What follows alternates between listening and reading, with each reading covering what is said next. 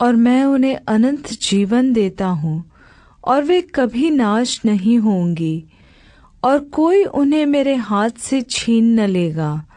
मेरा पिता जिसने उन्हें मुझको दिया है सबसे बड़ा है, और कोई उन्हें पिता के हाथ से छीन नहीं सकता।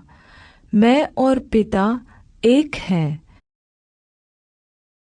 क्योंकि जो मुझे पाता है वह जीवन को पाता है, और यहोवा उससे प्रसन्न होता है।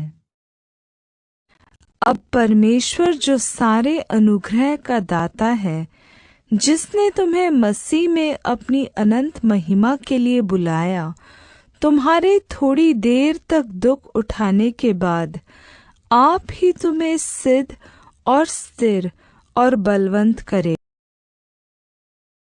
संसार और उसकी अभिलाषाएं दोनों मिटते जाते हैं, पर जो परमेश्वर की इच्छा पर चलता है वह सर्वदा बना रहेगा। और हम तो देखी हुई वस्तुओं को नहीं, परंतु अनदेखी वस्तुओं को देखते रहते हैं, क्योंकि देखी हुई वस्तुएं थोड़े ही दिन की हैं, परंतु अनदेखी वस्तुएं सदा बनी रहती हैं।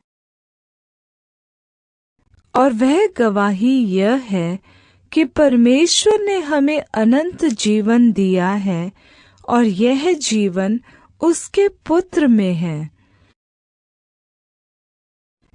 क्योंकि परमेश्वर ने जगत से ऐसा प्रेम रखा कि उसने अपना इकलौता पुत्र दे दिया, ताकि जो कोई उस पर विश्वास करे वह नाश न हो, परंतु अनंत जीवन पाए।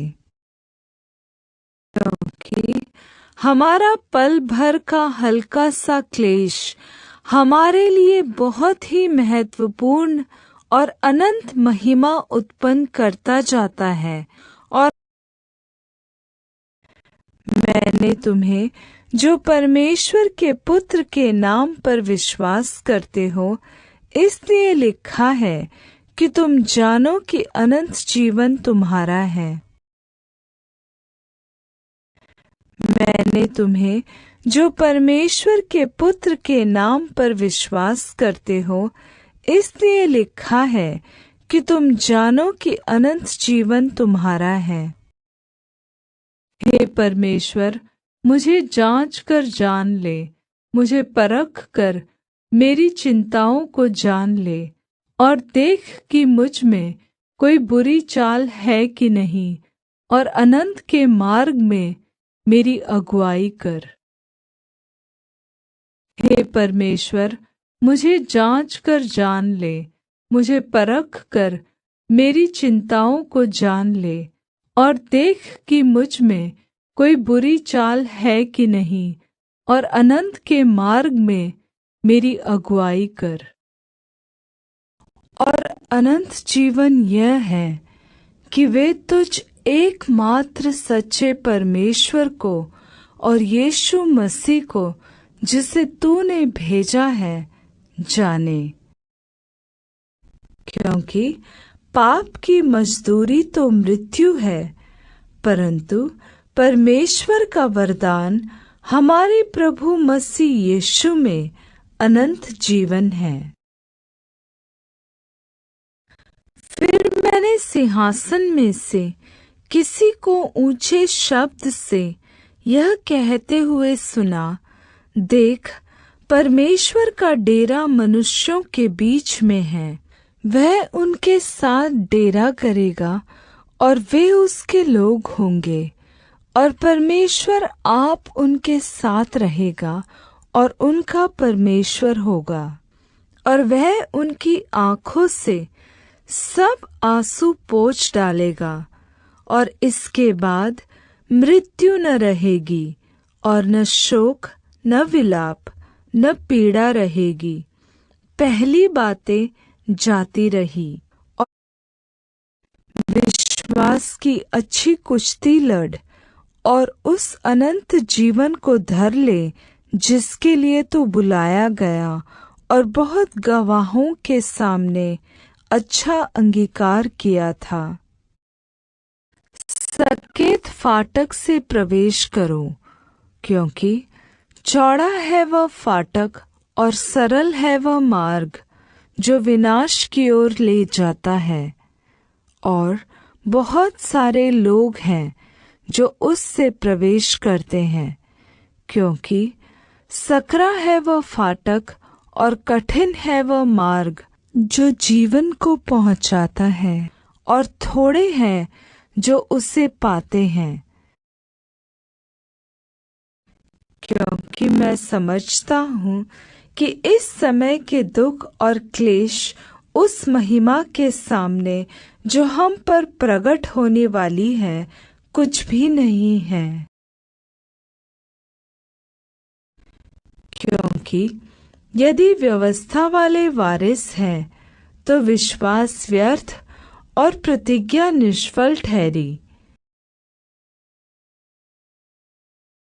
परंतु जो कोई उस जल में से पिएगा जो मैं उसे दूंगा, वह फिर अनंत काल तक प्यासा न होगा, वरन जो जल मैं उसे दूंगा वह उसमें एक सोता बन जाएगा जो अनंत जीवन के लिए उमड़ता रहेगा। जो अपने प्राण बचाता है वह उसे खोएगा, और जो मेरे कारण अपना प्राण खोता है वह उसे पाएगा। परमेश्वर जो है और जो था और जो आने वाला है, जो सर्वशक्तिमान है, यह कहता है, मैं ही अल्फा और ओमेगा हूँ। क्योंकि जो अपने शरीर के लिए बोता है वह शरीर के द्वारा विनाश की कटनी काटेगा, और जो आत्मा के लिए बोता है वह आत्मा के द्वारा अनंत जीवन की कटनी काटेगा। पर मुझ पर इसलिए दया हुई कि मुझ सबसे बड़े पापी में यीशु मसीह अपनी पूरी सहनशीलता दिखाए, कि जो लोग उस पर अनंत जीवन के लिए विश्वास करेंगे, इसलिए जो उसके द्वारा परमेश्वर के पास आते हैं वह उनका पूरा पूरा उद्धार कर सकता है, क्योंकि वह उनके लिए विनती करने को कि जैसा पाप ने मृत्यु फैलाते हुए राज्य किया, वैसा ही हमारे प्रभु यीशु मसीह के द्वारा अनुग्रह भी अनंत जीवन के लिए धर्मी ठहराते हुए राज्य। क्योंकि यहोवा न्याय से प्रीति रखता और अपने भक्तों को न तजेगा। उनकी तो रक्षा सदा होती है, परंतु दुष्टों का वंश काट डाला जाएगा। और परमेश्वर पिता की महिमा के लिए हर एक जीव अंगीकार कर ले कि यीशु मसीह ही प्रभु है। और यदि किसी को किसी पर दोष देने को कोई कारण हो तो एक दूसरे की सह लो और एक दूसरे के अपराध क्षमा करो, जैसे प्रभु ने तुम्हारे अपराध क्षमा किए वैसे ही तुम भी करो।